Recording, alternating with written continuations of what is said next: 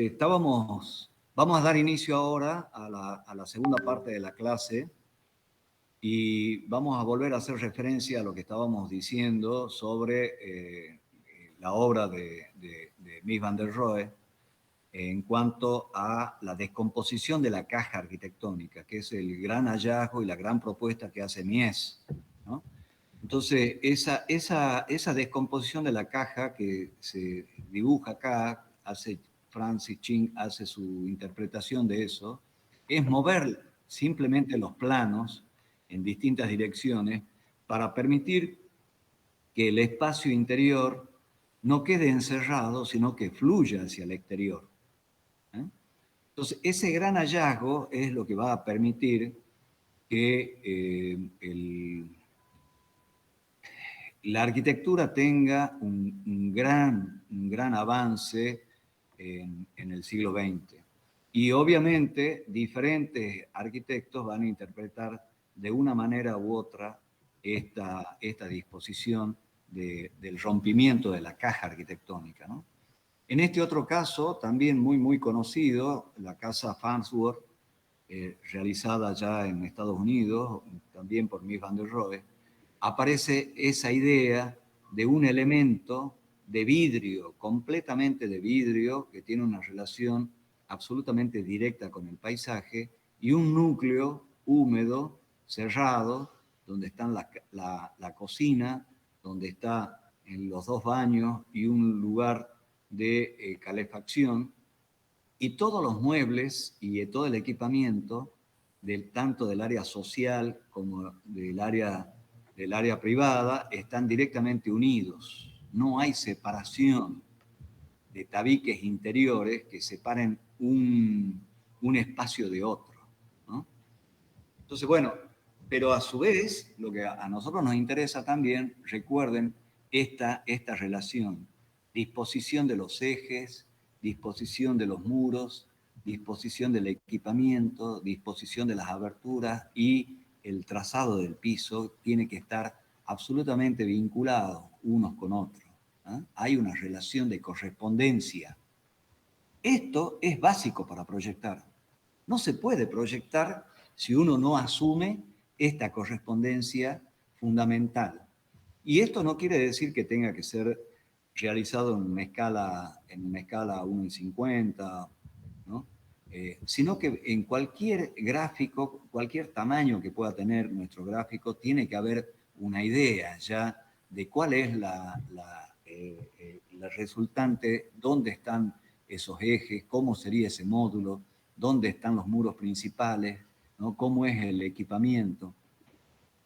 Esto lo mismo lo dibuja Ching, ¿no? en esta vivienda, que es una propuesta de una vivienda popular japonesa, en donde todos los espacios tienen esa posibilidad de aislarse, de separarse y de vincularse. Acuérdense que en la casa japonesa hay una disposición estructural de muchas columnas por la cuestión sísmica que tiene Japón, y que todo es liviano, es decir, todos son paneles muy livianos que se corren unos con otros y permiten que la vivienda pueda integrarse y pueda aislarse en determinados momentos, ¿no? Bueno, con respecto a los ejes y a lo que le llamamos el módulo, tenemos que hacer mención al famoso modulor de Le Corbusier, ¿sí? Que es el estudio que Le Corbusier propone a partir de la medida del hombre, establecer una serie de medidas que provienen de la sección áurea para tratar de que todos los espacios, incluso el equipamiento, estén en relación a esta proporción. Entonces acá se reúnen esta condición de vincular esto, ¿no? Vincular eje, módulo, muro, equipamiento, aberturas y pisos en relación a una correspondencia modular, ¿no? Y nosotros en taller, a partir de este dibujo que lo hicimos para que los alumnos sepan cómo se encuentran las diferentes medidas que propone el modulor, a partir de la altura que tiene y a partir del triángulo, ¿no? es que podemos encontrar rápidamente estas medidas, porque muchas veces en la bibliografía no se sabe bien cómo Le Corbusier encuentra este módulo, ¿no? De dónde viene. Y es en función del rebatimiento de la sección de este triángulo áureo, ¿sí? Bueno, esta formaba parte de una lámina que hicimos también en entregas anteriores del taller. La didáctica de un proyecto. Si hay algo que también es útil dentro de el mundo digital o la representación digital, es esta característica en donde uno puede separar las distintas partes de un proyecto, ¿no? Y empezar a vincular con texto y con gráficos y con colores, de manera tal de que un proyecto se lo pueda entender en todas sus fases, en todas sus partes. Eso está un poco en correspondencia también con lo que nosotros manejamos en el taller con respecto a dos conceptos que son el orden y la variedad, ¿no? El orden en el sentido de que todo esto, lo que ustedes pueden ver en esta imagen, está en función de un módulo que le dimos a los alumnos para que hagan sus propuestas. Todo surge a partir de un módulo que podía ser lleno o que podía ser hueco, un módulo virtual, pero sin embargo, a través de ese mismo módulo se logra este concepto de variedad, ¿no? Que son como dos conceptos complementarios, en algunos casos son antagónicos y en otros casos son están muy vinculados, ¿no? Entonces, esto lo vamos a ir viendo a medida que vayamos avanzando con el trabajo que se vaya haciendo. Estos son unos esquemas que ahora lo vamos a conversar porque se van a poner en correspondencia con los trabajos que está haciendo ahora tercero, cuarto y quinto año con el ejercicio que le dimos ayer para que lo hagan para hoy. Entre paréntesis, quiero decirle que me fijé en el correo, me fijé en el horario de entrega de los trabajos en el correo y hay 15 trabajos que entregaron en horario y 10 trabajos que entregaron fuera de horario, ¿no? Eso lo vamos a explicar ya al final de la clase, qué es lo que se va a agregar para que lo vuelvan a entregar el día lunes ya en el taller, ¿no? Pero bueno, lo que les quiero mostrar, y esto no es autorreferenciar, porque son proyectos que hemos realizado en nuestro estudio, pero sí quiero que ustedes noten cuáles son algunas de nuestras preocupaciones en el momento de realizar un anteproyecto conceptual. Y pueden ver acá estos elementos que estamos trabajando, ¿no? Se ven los ejes principales, los ejes ordenadores del proyecto, ¿no? Y se ven ejes secundarios, que es una modulación que me permite ordenar todo el proyecto y ordenar el equipamiento en función de esos ejes secundarios que básicamente provienen de la medida de una puerta o la medida de un pasillo, ¿no? Entonces esos ejes están ordenados y que a su vez también permiten ordenar estructuralmente el proyecto. Entonces hay un orden que viene dado por la elección de ese módulo, por la elección del material, la correspondencia entre ese elemento estructural y las aberturas para tener una adecuada relación interior y exterior. Y obviamente también tiene que ver con la presentación de este proyecto, en donde se nutre tanto la planta, el corte y la elevación, y la planta alta. La elevación es esta, el corte, perdón, es este. No hay elevaciones, solamente este croquis. Pero sí hay una serie de ideas conceptuales que nos ayudan a comprender cuál es la característica que uno pretende darle a este proyecto, ¿no es así?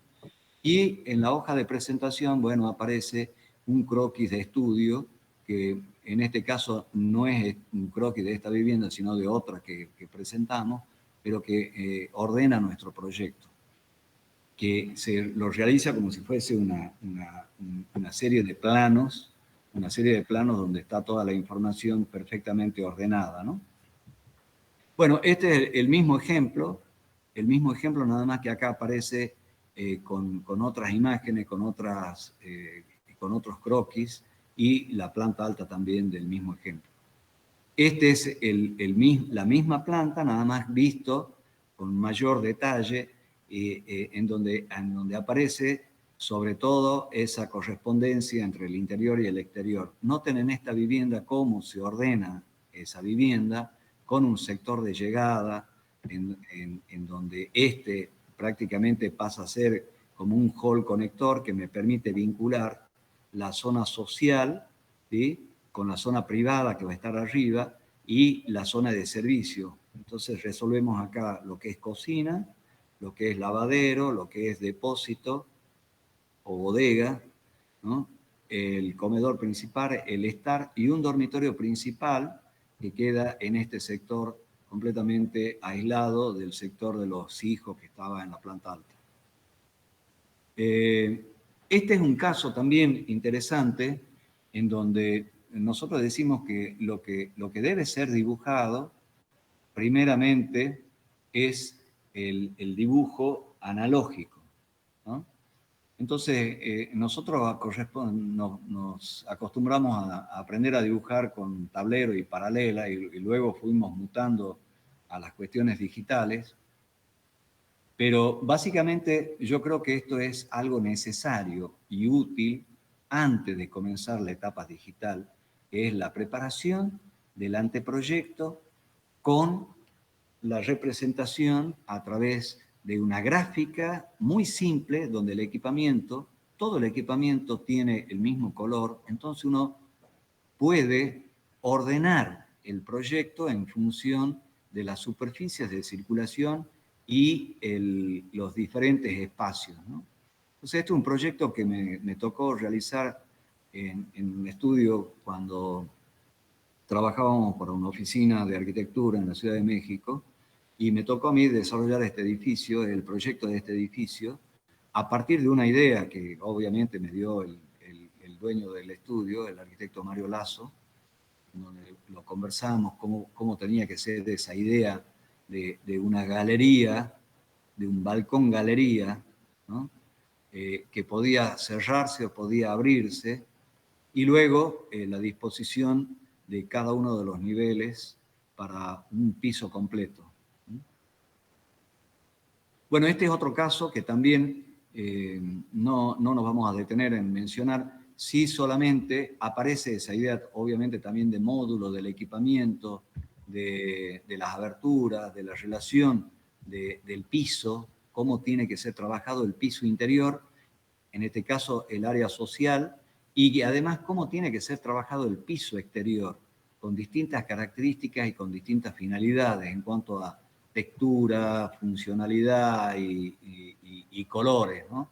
Entonces, los planos de arquitectura, ustedes creen que solamente es los muros, ¿no?, que están incluso algunos dibujados en blanco, y el exterior queda prácticamente sin ninguna condición.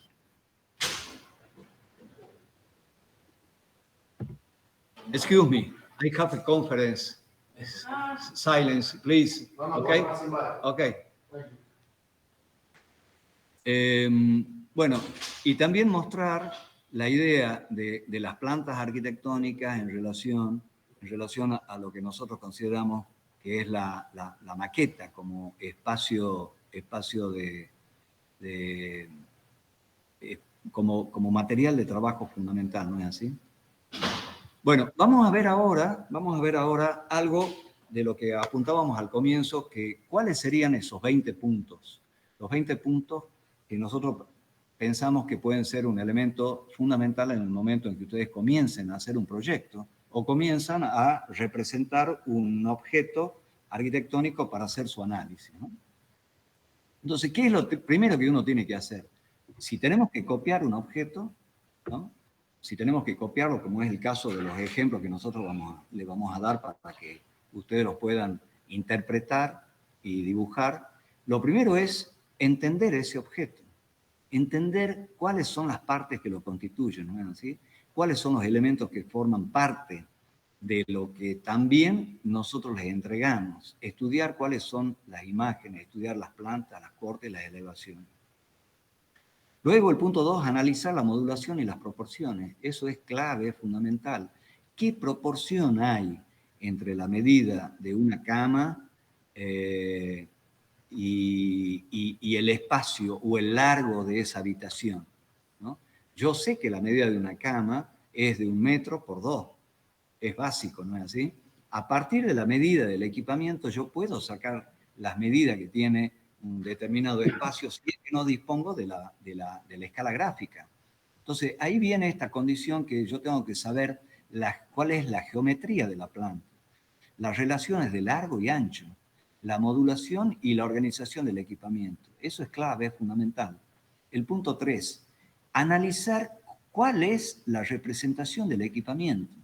No me interesa dibujar un equipamiento que está sobredibujado, porque todos los bloques que ustedes traen o importan de AutoCAD están sobredibujados, ¿no? Si colocan un inodoro, el inodoro tiene las perillas, está dibujado en escala 1 en 1 y ustedes lo van a utilizar en escala 1 en 200 o 1 en 100.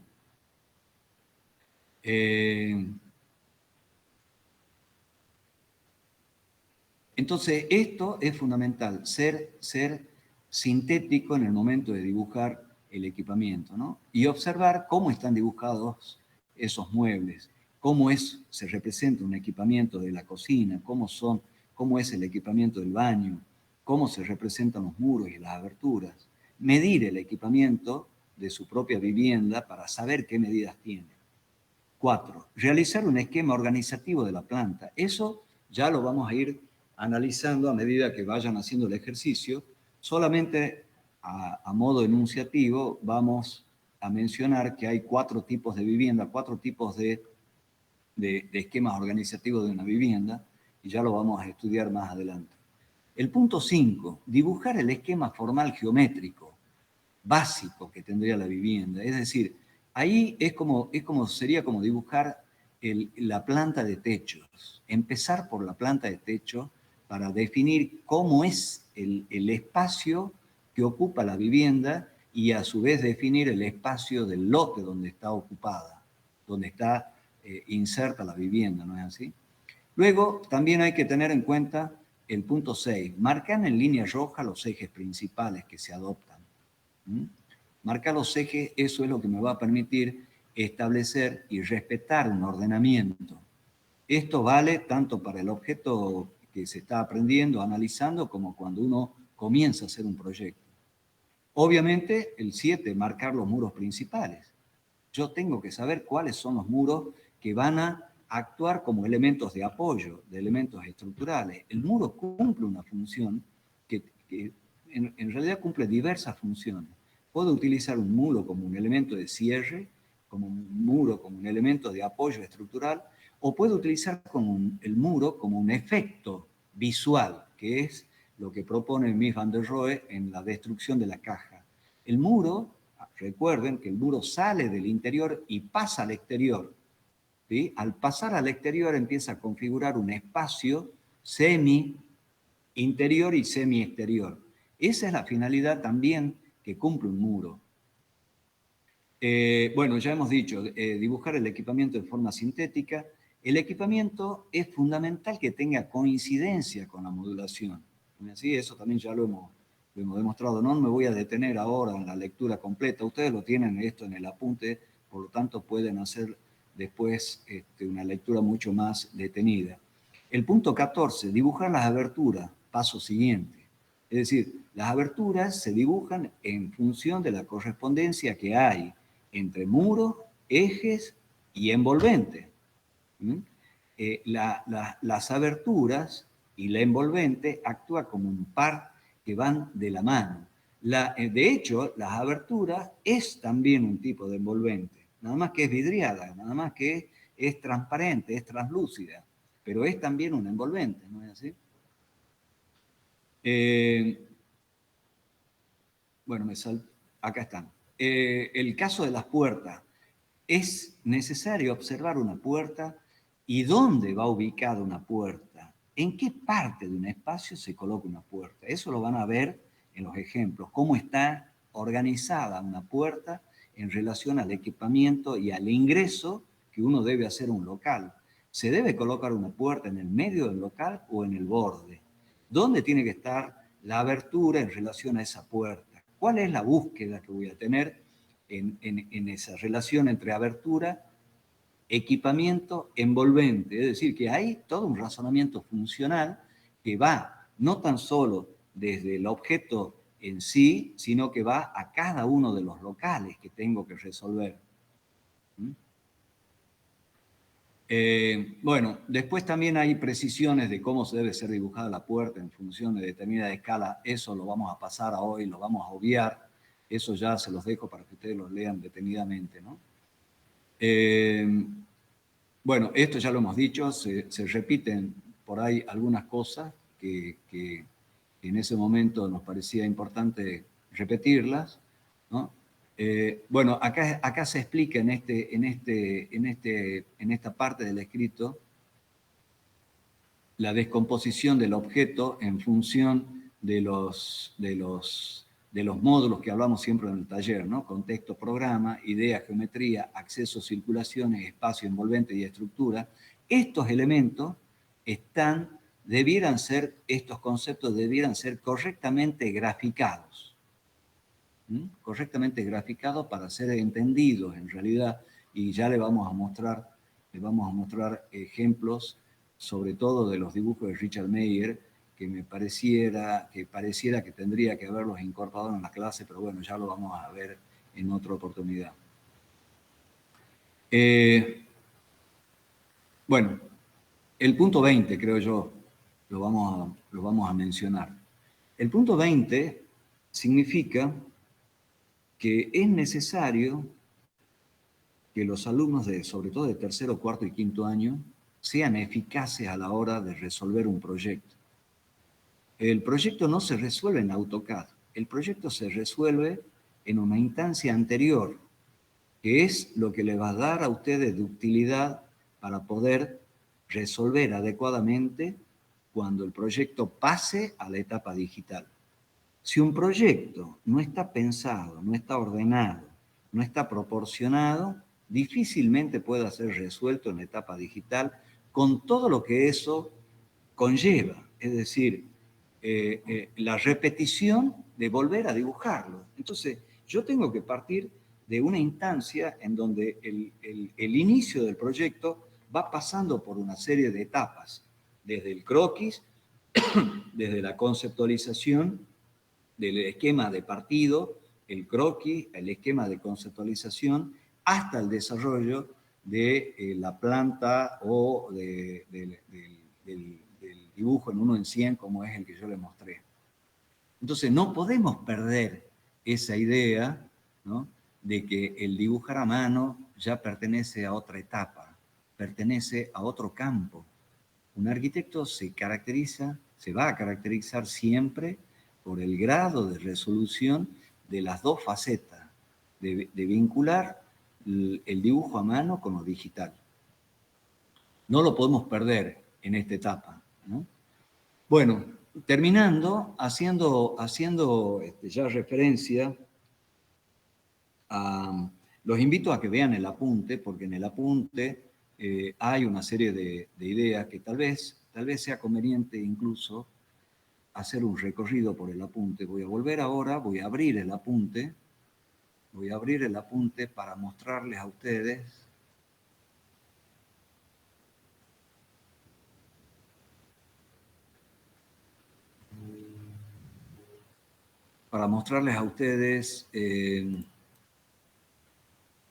algunos gráficos que están acá y que no los he incorporado en la clase, pero sí a modo de reflexión lo podemos ver. Ahí está. Fíjense.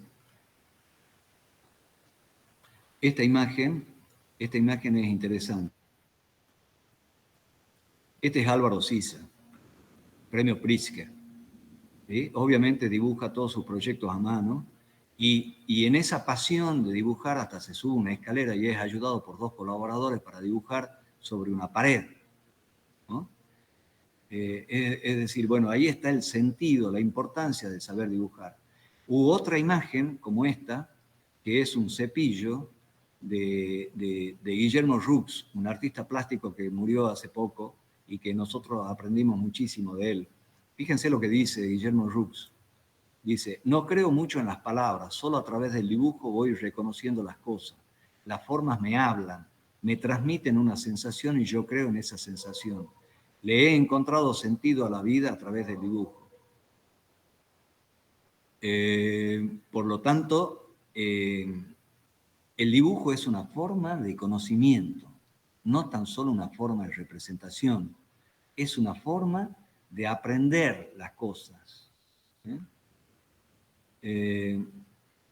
Bueno, acá está el ejemplo que hemos hablado en clase.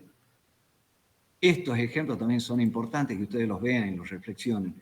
Estos son los famosos croquis de Mendelssohn. Cuando tenía que hacer este edificio, el observatorio, fíjense con un trazo rápido, él percibe cuál podría ser la forma y luego la forma materializada en la realidad. O estos croquis básicos de partido de Renzo Piano. El objeto pensado como un croquis, como un esquema, y luego el objeto realizado, ¿no?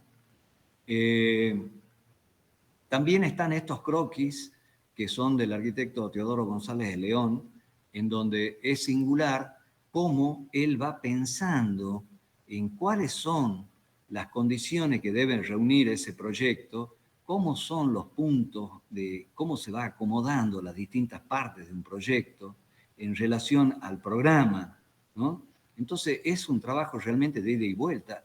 Nosotros debemos comenzar un proyecto a partir de esto, ¿no? De una propuesta tentativa, de una propuesta que todavía no terminamos de visualizar la forma final. Este ya es un paso siguiente. Este es un esquema que hice para un concurso de una vivienda en donde rápidamente de la planta se fueron organizando las distintas áreas del proyecto.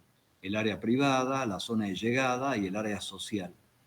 La propuesta de un corte esquemático, de otro corte, y después de esto recién pasamos a la otra instancia, que es el estudio mucho más desarrollado tanto en propuesta analógica como en propuesta digital. Entonces, bueno, esto ya está explicado también en el apunte, no vale la pena detenernos ahora. Acá está lo que hablábamos de las instancias y las etapas del proyecto, ¿no es así? A partir de estas palabras claves que son las que utiliza Richard Meyer en su proceso proyectual. Contexto, programa, geometría, estructura envolvente y circulación. Esos conceptos están dibujados acá por Meyer. Acá hemos tomado uno de esos conceptos donde aparece el contexto, cómo sería el contexto y cómo el edificio se vincula con ese contexto, cómo se organiza el programa, cuál es la geometría que estamos utilizando, cuáles serían los ejes principales, cómo se ordena la estructura, cómo se ordena la envolvente, cómo está la circulación y cómo se ubica la circulación con respecto a las áreas funcionales, ¿no? Es decir, que el método del proyecto nos lleva a que el método organizativo, gráfico, conceptual de un proyecto sea también una de las etapas o una del estudio que uno hace de un objeto. Por eso es que todos estos dibujos los tenemos que nosotros trasladar al ejemplo que tenemos que analizar para poder interpretarlo y poder conocerlo. Fíjense, este es un dibujo de Clorindo Testa, que es un gran arquitecto argentino, gran artista plástico, en donde él puede hacer un esquema como este para mostrar cómo funciona una idea, ¿no? O cómo funciona espacialmente la propuesta de un espacio arquitectónico, o cómo a través de la vinculación entre lo analógico y lo digital puedo realizar o dar las indicaciones de resolución de un proyecto. Entonces, este también es otra propuesta que hace Clorindo de un frente de un edificio, uniendo esa instancia, lo analógico con lo digital. Bueno, esta es también algo que nosotros decíamos de la utilidad del sistema digital, que es el entender esa compleja realidad descomponiéndola a través de layers y capas, ¿no? Esas capas son son las mismas que hace Meyer, nada más que en el AutoCAD lo puedo descomponer en diferentes capas. Cada capa tiene una finalidad determinada. Bueno, está también esta propuesta que es la utilización de lo digital en función de los colores que puedo obtener, que puedo proponer para un programa complejo de actividades dentro de un edificio, ¿no es así? Entonces, en este caso, la digitalización se convierte también en una herramienta de análisis y además también en una herramienta de propuesta. Bueno, y acá también la digitalización como un elemento de comprensión de ese objeto, en este caso es del grupo de amigos de Plural, en donde estos gráficos me parecen sumamente importantes e interesantes de cómo ese objeto va siendo explicado a través de diferentes capas, de diferentes intenciones, ¿no? Entonces, esa es una de las facetas que tiene las propuestas digitales, que sean capaces de ayudarnos a aplicar una didáctica determinada, a aplicar un objeto determinado en su compleja dimensión. Esto son croquis de un arquitecto de Campo Baeza, ¿no? Fíjense lo que cuando uno habla lo que hablábamos recién de las escalas, de las proporciones que tiene el objeto, ¿no? De los estudios, dónde van a estar los apoyos, cómo se arman los locales, cómo lo voy ordenando, cómo voy estudiando las axonométricas hasta llegar a un croquis conceptual, ¿no? En donde está el hombre presente, pero que no es un dibujo definitivo. Son una serie de dibujos que ustedes espero que lo puedan hacer en su propio cuaderno, bitácora, que es un elemento fundamental que siempre debemos tener a mano para proyectar ahí. Fíjense, este es el estudio de otro arquitecto, premio Pritzker, el portugués Eduardo Souto de Moura, que comienza proyectando así.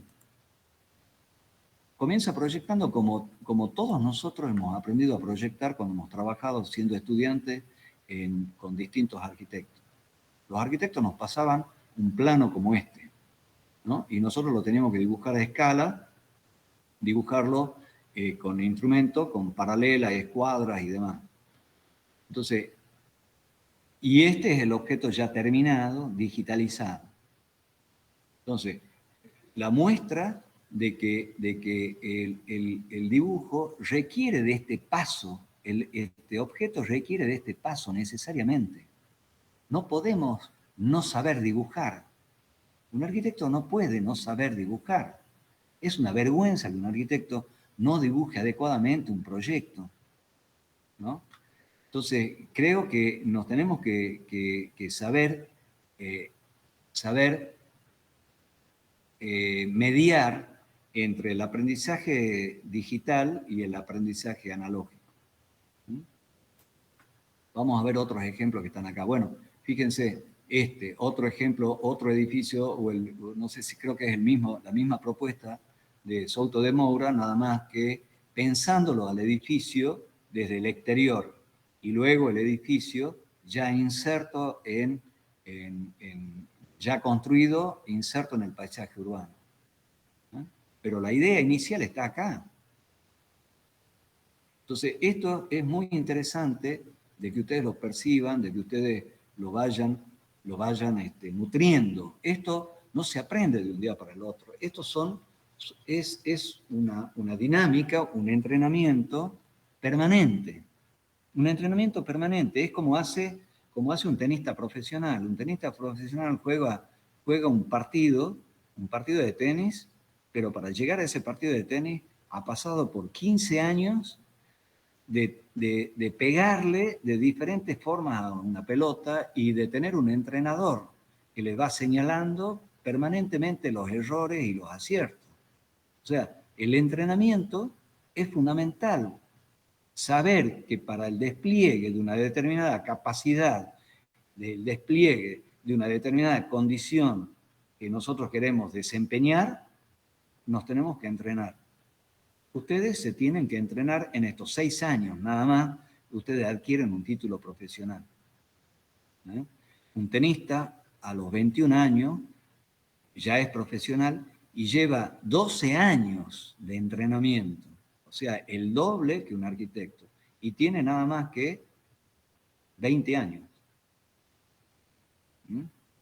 Entonces, esa idea del entrenarse permanentemente es una condición que la deben ejecutar día a día. Todos los días hay que dibujar. Todos los días hay que dibujar, hay que hacer un dibujo de 1 minuto. Otro día un dibujo que lleve 5 minutos. Otro día un dibujo que lleve 10 minutos. Pero todo el tiempo hay que estar entrenando la vista, el dibujo y aprendiendo qué es lo que nosotros podemos aprender a través de ese dibujo. O sea, eso es fomentar el autoaprendizaje. Jan Duttari es un arquitecto de Córdoba, profesor de la Facultad de Arquitectura, amigo nuestro, hemos estado hace poco con él, muy buen arquitecto, muy buen profesional, y hace este tipo de dibujo.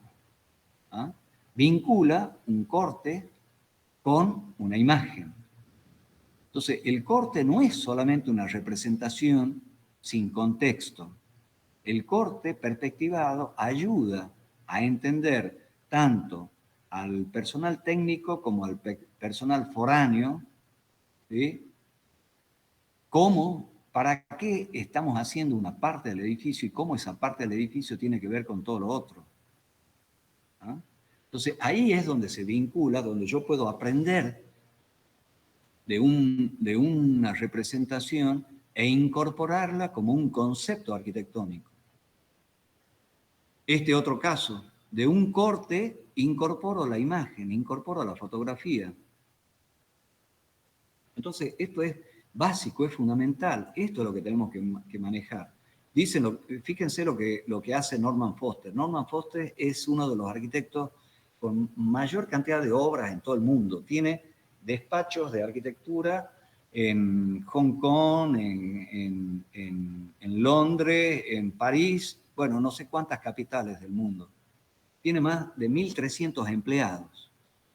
Y dice, y en una entrevista, yo encontré esa entrevista, la periodista le dice, cada pregunta que hago usted lo acompaña de un dibujo, aunque sea un sutil trazo.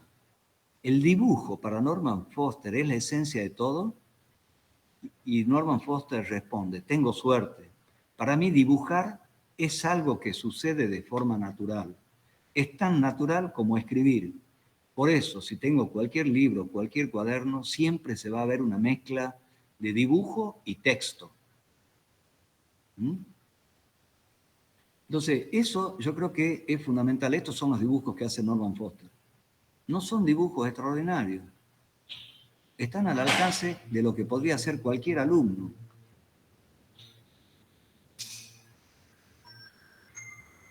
Entonces, acá hay otro tipo de dibujos que son esquemáticos, que son dibujos de estudio.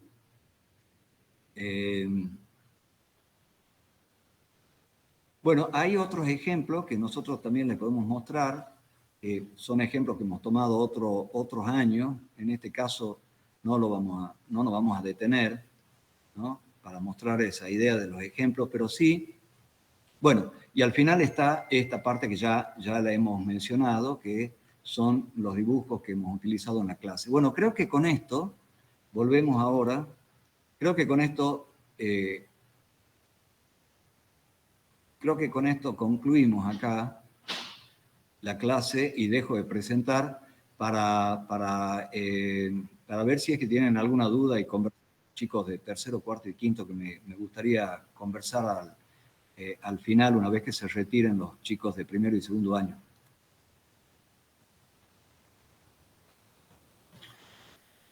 Bueno, ¿se ha visto todo? ¿Se ha visto bien el apunte en PDF? Sí, Hugo. Perfecto. Ya dejamos de grabar a partir de ahora, ¿no? Sí.